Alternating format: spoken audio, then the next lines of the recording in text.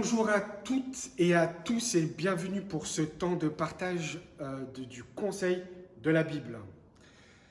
Comme mon collègue et mon ami, le pasteur Aaron, vient de vous partager un verset, il a dit une chose particulièrement importante et intéressante. Dieu vient pour vous donner le salut, pour vous donner la vie éternelle. Il vient pour vous sauver au travers de ce qu'on appelle la prédication, la parole de Dieu. C'est pourquoi j'aimerais maintenant vous partager la prédication sur la parole de Dieu qui se trouve dans le livre de l'Ancien Testament. C'est la première partie de la Bible et on va lire dans le livre de Jonas. Ce livre se trouve quasiment à la fin de l'Ancien Testament, de la première partie de la Bible.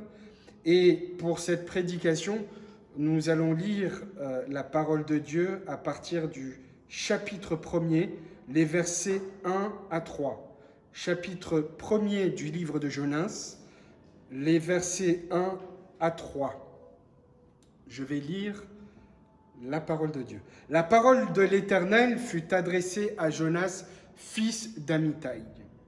Lève-toi et va à Ninive, la grande ville, et crie contre elle, car sa méchanceté est montée jusqu'à moi. Jonas se leva pour s'enfuir à Tarsis, loin de la présence de l'Éternel.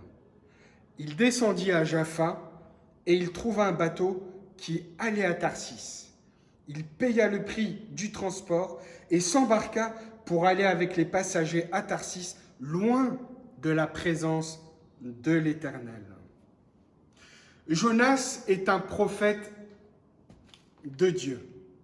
La fois dernière, j'ai précisé qu'un prophète, c'est quelqu'un qui vient de la part de Dieu pour annoncer un message. Quel est ce message dans ces premiers versets que nous venons de lire? Dieu va demander à Jonas de se lever et d'aller vers une direction, d'aller vers une ville qui s'appelle Ninive. Il va demander à Jonas d'aller dans cette ville. Pourquoi? Tout d'abord, j'aimerais préciser que la ville de Ninive se trouve en Irak, dans l'Empire assyrien. Si je ne me trompe pas, c'est le coin de Mossoul. Cela veut dire que dans cette ville, qui est la capitale, qui est l'une des plus grandes villes de l'Empire assyrien au temps de Jonas, la façon d'agir de sa population déplaisait complètement à Dieu. Comment est-ce qu'elle déplaisait à Dieu? Tout d'abord, cette population avait ce qu'on appelle le culte des idoles. Elles avaient des idoles de statues et de pierres, des idoles non vivantes. Dans leur façon d'agir, dans les relations humaines, ils volaient, ils mentaient, ils trompaient. Des crimes, des meurtres, des violences conjugales. Il y avait une telle attitude que Dieu a décidé d'envoyer le prophète Jonas afin qu'il puisse crier, qu'il puisse intervenir auprès de ce peuple pour lui dire qu'il doit se repentir de ses agissements. Ninive est une grande ville, l'une des plus grandes villes de l'Empire assyrien, comme Rome au temps de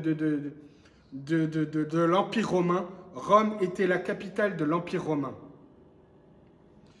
J'aimerais attirer votre attention sur le fait que, comme Ninive est une grande ville, aujourd'hui, dans notre époque actuelle, en 2020, il y a beaucoup de grandes villes. Beaucoup de grandes villes où il y a des péchés, des choses, des agissements que l'homme fait et qu'il déplaît à Dieu. N'as-tu pas trompé Dieu? N'as-tu pas volé ton prochain? N'as-tu pas commis un crime en escroquant ton prochain ou en étant méchant contre tes parents? Tu manques de respect à tes parents. Tu ne les considères pas à leur juste valeur et à leur juste place. Combien de fois tu as décidé d'avoir des relations sexuelles hors mariage alors que le mariage est une institution sacrée de la part de Dieu? Combien de fois tu as décidé dans ta vie religieuse de te dire que tu appartiens à une religion en faisant tout ce qui te déplaît à Dieu? Cela montre bien que la religion dans laquelle tu vis n'est que là pour montrer une apparence devant les gens. Mais devant Dieu, tu es pécheur. Devant Dieu, tu es un pécheur. Tu fais le mal. Et Jonas avait cette mission d'aller à Ninive, d'aller dans cette ville, dans cette capitale où les gens vivaient pour annoncer que leur agissement est monté jusqu'à Dieu afin qu'ils puissent se repentir. Ma question aujourd'hui, as-tu conscience que ce que tu fais, tu es en train de déplaire à Dieu? Que ce que tu fais est monté auprès de Dieu? Alors que personne ne te voit, tu caches des choses, mais Dieu te voit. En ce moment même, ton cœur révèle que tu es pécheur. En ce moment même, ton cœur te signifie qu'il y a quelque chose d'anormal vis-à-vis de Dieu. Dans ton cœur, il y a cet aspect qui te révèle dans ta conscience que tu as désobéi à Dieu, que tu fais du mal à Dieu, que tu es en train de vivre ta vie sans la présence de Dieu. Et en cet instant, comme un prophète, comme un messager de Dieu, dans le fait que j'annonce le message de Dieu, repens-toi. Qu'est-ce que cela veut dire? Repentir, cela veut dire de se détourner de la voie dans laquelle tu te trouves aujourd'hui. Tu vends de la drogue. Parce que dans le contexte dans lequel tu vis, vendre de la drogue, c'est avoir une image dans le quartier dans lequel tu habites. Être plus fort que l'autre en étant dans la force physique te montre que tu es quelqu'un, mais ce n'est pas le cas. Tu as peur. Tu as peur de l'autre. Tu as peur de lui faire du bien. Tu as peur de montrer qui tu es vraiment. Et à cause de quoi? Parce que tu es dans le péché. Le péché, c'est ce qu'on appelle les ténèbres. Et Jésus est celui qu'on appelle la lumière du monde qui vient chasser les ténèbres pour te donner la bonne direction et véritablement de montrer que tu es dans les ténèbres. Reçois en cet instant la possibilité de te détourner du mauvais chemin. Ce n'est pas une religion que je te propose, c'est un nom, Jésus-Christ. Il a dit, je suis venu afin que quiconque vienne à moi ait la vie éternelle. Et c'est Dieu qui a dit, celui qui a envoyé son Fils afin que quiconque croit ait la vie éternelle. Et Jésus va dire qu'il a été envoyé aussi pour chercher les brebis du troupeau de Dieu. Du troupeau de Dieu qui est en dehors de la religion. Cela nous interpelle que tu sois musulman, que tu sois même chrétien, protestant ou catholique, que tu sois juif, bouddhiste, il y a dans le cœur cet aspect qui recherche Dieu. Et Dieu est en dehors de toute cette religion. Il te cherche toi en tant que personne, individu avec toutes tes faiblesses. Quand Dieu te voit, il pleure, il a mal au cœur. Il veut te sortir. Il veut te sortir de cette situation où tu t'enfonces. Tu t'enfonces en étant un dealer et tu prends de l'ampleur. Tu t'enfonces parce que tu bats ta femme, parce que tu fais du mal à tes enfants, ou ta femme fait du mal à son mari. Toi, tu fais du mal à ton mari. Et vous, les enfants, vous faites du mal à vos parents. La Bible dit qu'à la fin des temps, les enfants seront rebelles à leurs parents. Que les gens aimeront l'argent plus que toute autre chose. Et en cet instant, j'aimerais vous rappeler le message de Dieu, comme Jonas qui est allé à Ninive, crier que la méchanceté de l'homme est monté jusqu'à Dieu. Et qu'est-ce qu'a fait Jonas? Jonas est allé dans la ville de Ninive. Il s'est levé. Il est allé dans la ville de Ninive, pas la première fois, mais la deuxième fois, pour dire au peuple, aux Ninivites, dans 40 jours, Dieu va détruire la ville de Ninive.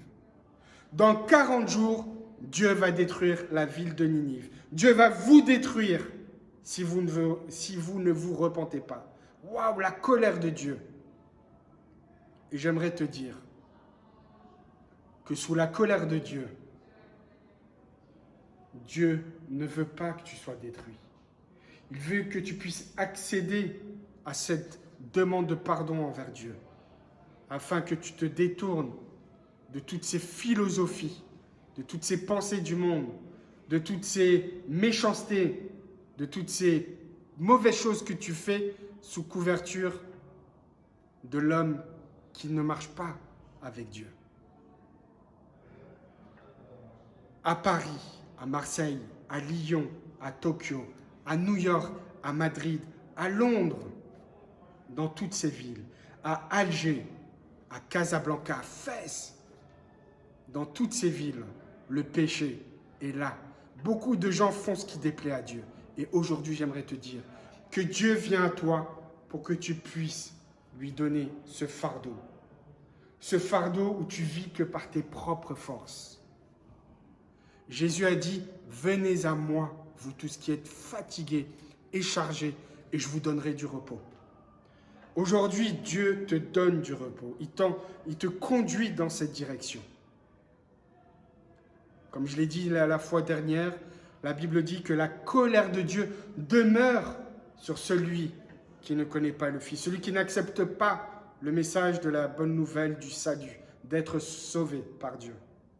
Et celui qui accepte cela, il reçoit la vie éternelle et une pluie de bénédictions. J'aimerais qu'on puisse prier ensemble. Alors que tu entends ce message, Dieu t'interpelle. Que tu sois musulman, catholique, juif, ou athée, ou bouddhiste, que tu aies une appartenance à quelconque philosophie ou religion, j'aimerais te dire que Dieu veut te sauver. Fais avec moi ce geste de foi. Simple, là où tu es, personne ne te voit. Toi qui es internaute, toi qui écoutes ce message. Mets ta main sur ton cœur, comme un acte de foi devant Dieu, et Dieu le voit. Et fais cette prière avec moi. Cette prière de demande de pardon et de la demande du secours de Dieu afin qu'il te sauve et qu'il change dans ta vie la direction dans laquelle tu es, celle de la mort éternelle. Dieu veut te donner la vie éternelle. Ô Dieu Tout-Puissant, toi qui es le Créateur du ciel, de la terre et de la mer, tu vois cette personne, cet ami qui est dans la souffrance, cet ami qui est dans le péché, cet ami qui est dans la violence, cet ami qui est dans la transgression de la loi, cet ami qui est sous la coupe de la violence dans la famille, du divorce, de l'alcool, de l'addiction à la drogue. Tu vois sa souffrance. Répète après moi, mon ami. Seigneur, je te remercie parce que tu es venu à moi en me donnant le message de l'Évangile, la bonne nouvelle du salut. Oui, ma vie est mauvaise, ma vie est loin de toi. Je ne veux plus vivre ma vie selon moi-même, mais je veux vivre ma vie dans ta présence, avec toi. J'ai commis pas mal de choses qui te déplaisent, ô Dieu. J'ai commis beaucoup de choses qui te déplaisent, qui t'ont déplu, qui m'ont éloigné totalement de toi. Mais toi, dans ton amour, tu viens à moi. Et j'accepte de vivre ce changement de vie. J'accepte le salut éternel. C'est pourquoi je te demande, ô Dieu, de mettre dans mon cœur par l'action de ton Esprit Saint ce sentiment de péché, de justice et de jugement qui me convainc d'un cœur rempli de feu et de repentance, à quel point j'ai mal agi envers toi. Remplis-moi de cette conviction et que le changement s'opère dans ta présence. Et je décide de changer de vie et de me tourner vers toi, toi le seul Dieu, l'unique, le véritable Dieu tout-puissant, qui a envoyé son Fils Jésus-Christ à la croix. Au nom de Jésus-Christ, par l'action de l'Esprit et pour la gloire du Père. Amen. Que Dieu te bénisse, qu'il t'encourage. Et j'aimerais te dire qu'après cette prière, Dieu va t'encourager, quoi qu'il arrive, dans sa direction. Que Dieu vous bénisse et à très bientôt. Au revoir.